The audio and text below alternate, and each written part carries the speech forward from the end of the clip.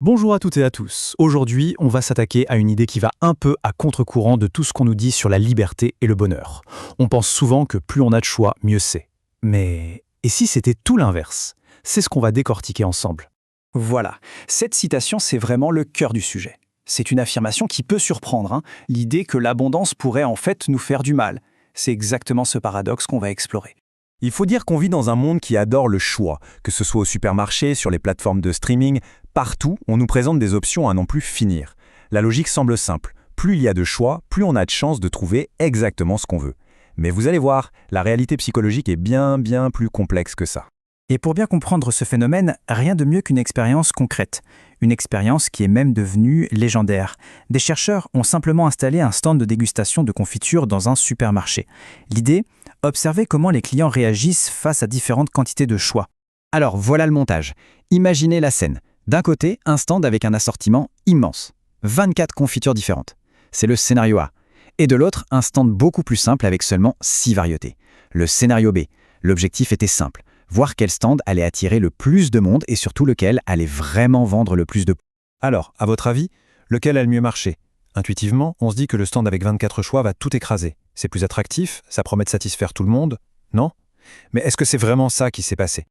Eh bien, pas du tout. Les résultats sont même complètement contre-intuitifs. Le stand avec 24 confitures a effectivement attiré beaucoup de curieux, mais au final, seulement 3% d'entre eux ont acheté un pot.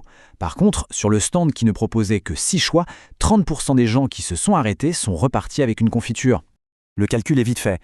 C'est 10 fois plus de ventes avec 4 fois moins de choix. C'est une différence absolument énorme. Cette expérience le prouve de manière éclatante. Une surabondance d'options, ça ne nous aide pas à décider. Au contraire, ça nous paralyse.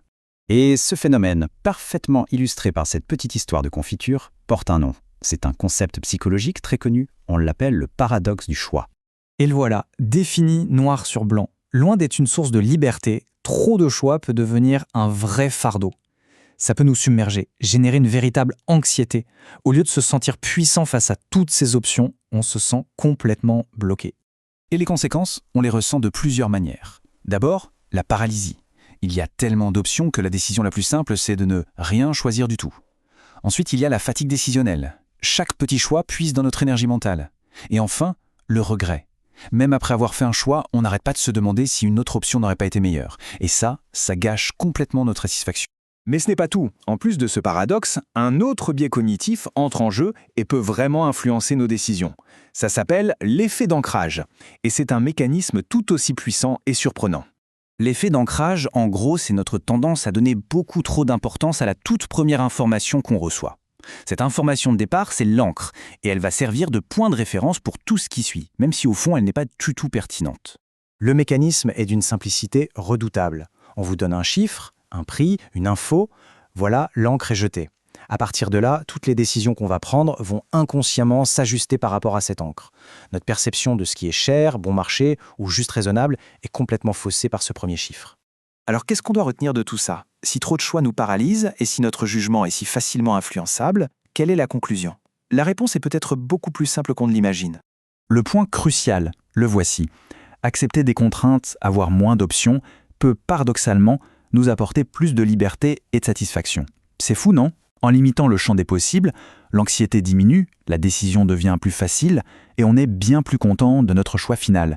Moins, c'est vraiment mieux. Et on va terminer sur cette question pour réfléchir un peu. La vraie liberté, au fond, est-ce que c'est d'avoir accès à 1 million de possibilités ou est-ce que c'est plutôt la capacité à choisir avec clarté, sereinement, parmi quelques bonnes options? C'est une réflexion qui, je crois, mérite d'être menée bien au-delà de cette analyse.